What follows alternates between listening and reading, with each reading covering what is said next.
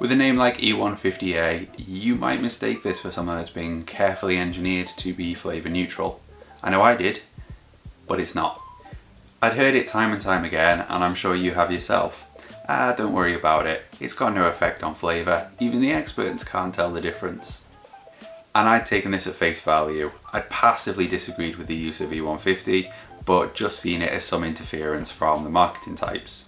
But if all it is burnt sugar, then how can it possibly not have an effect on taste? If anyone's ever burnt sugar, you'll know it smells vile. And if all it is burnt sugar, then I can make it myself and I can investigate.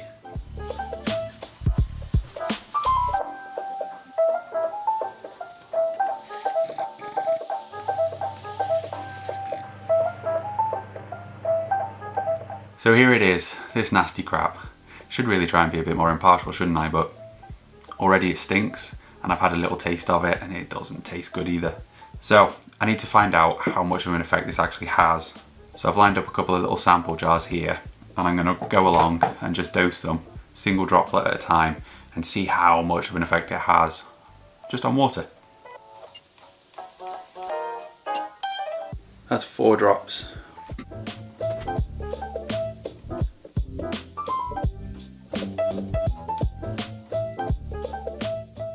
Now, to be honest, I was hoping to see much more of an effect, particularly at this back end. It's not all that potent, so the amount, there's almost twice as much colourant in this vial as there is in this one.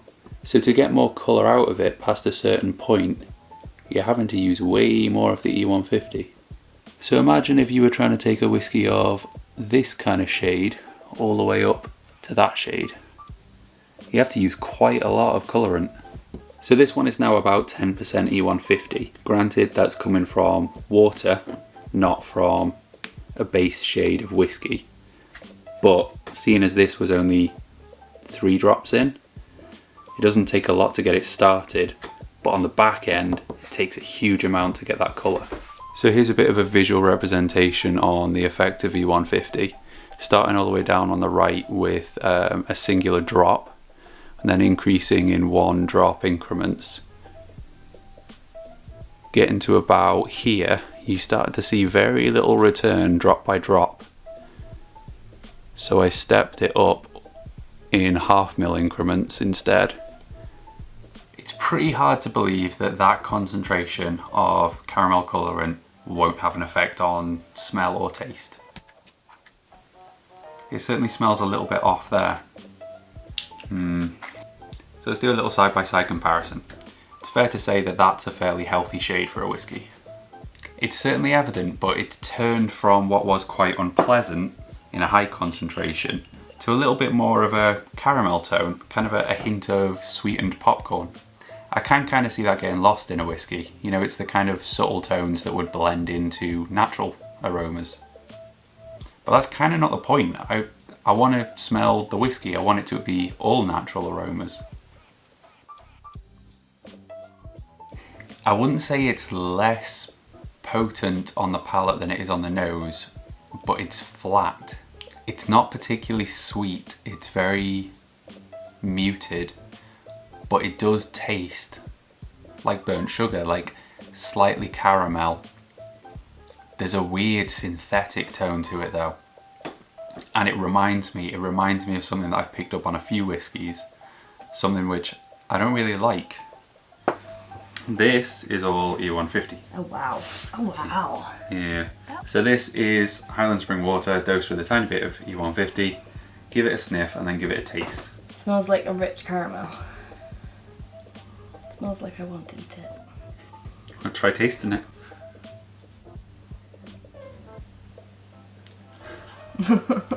Oh, I don't like it. So now what we want to do is try and assess whether it makes a difference when it's actually in a whiskey. And to do that, I've got a 12-year-old Glengoyne single cask. This has been bottled by Douglas Lang, so it's unchill filtered, uncoloured. This is an integrity bottling. It's a nice shade, but it's a natural shade. And then on the flip side, we've got this, which is profound for the amount of E150 that goes into it. And it's a kind of daft colour. I'd maybe go one darker. Yeah. So that seems to align with what is just over 2 ml in a 30 ml sample. But now what we're going to do is we're going to see how much E150 it takes to turn a sample of an integrity bottling to a sample of this. We can then do a little test which hopefully will highlight whether it's perceivable on the palate or not. I honestly feel really bad about screwing with this whiskey because I really like this whiskey. So this is what we're aiming for.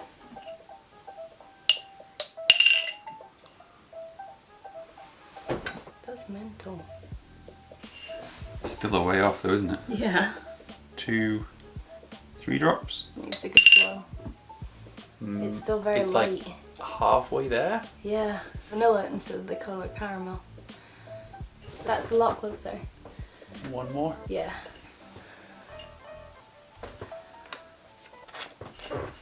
Maybe one more. Yeah, I was going to say the same thing. We've just hidden the interesting bit. Yeah. Happy with that? Yes.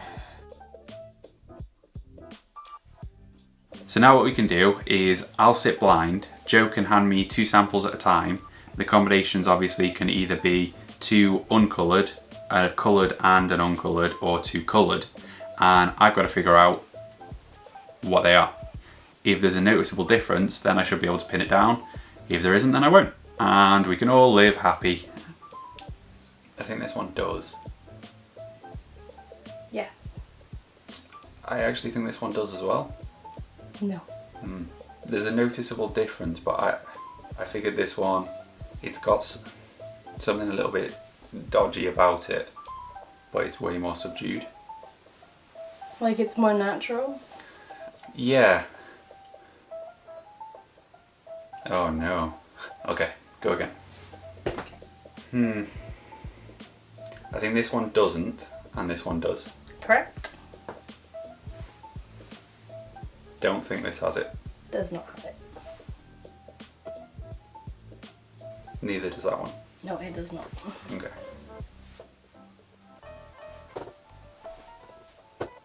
That has it. Yes, it does. Doesn't have it. It does not have it. Okay, now let's try taste. Okay. I was about to sniff it again, but that's not the point, is it? No.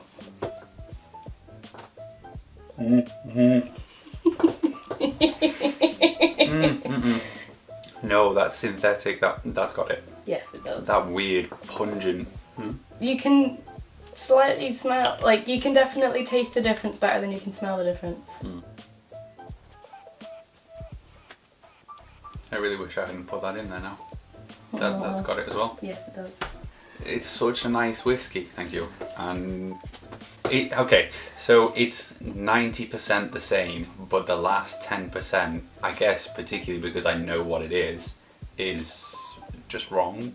Because I've drank like 80% of that bottle and really, really enjoyed it, the fact that it's now slightly broken is frustrating to me, I guess. Yeah.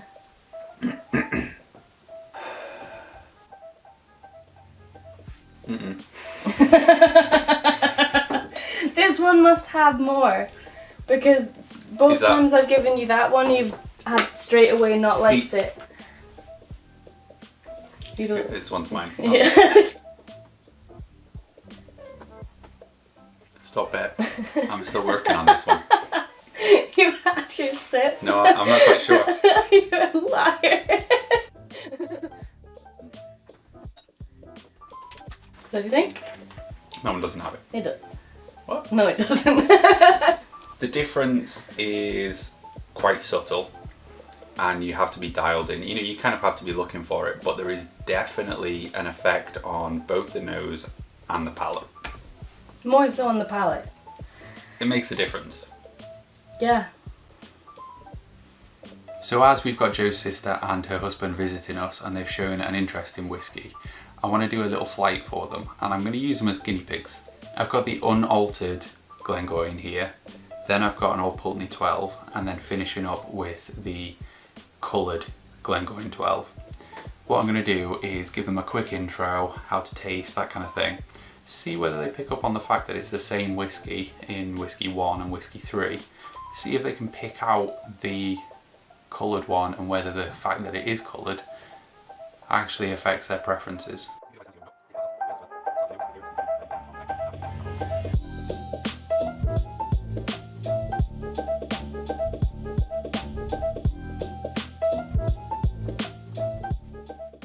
I think this one's my favourite one. Your gut feeling is that the third one's your favourite. Mm-hmm. Have you got a gut feeling? Do you want to circle back through them? I'd say the middle one's my favourite. Would you believe me if I told you they were the same? No. All I've done is add E150 colouring to it. There is a noticeable difference, but it's only about like 10% different in the flavour. They are both that whiskey. Taste them side by side again and see what you think.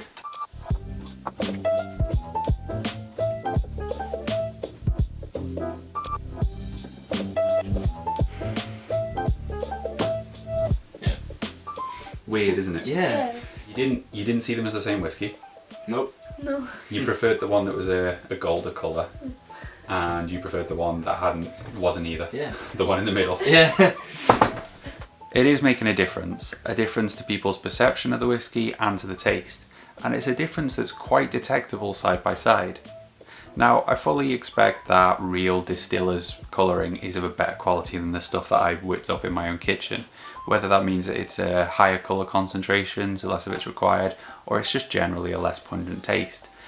But it's still going to sully what is otherwise an authentic product, and that annoys me.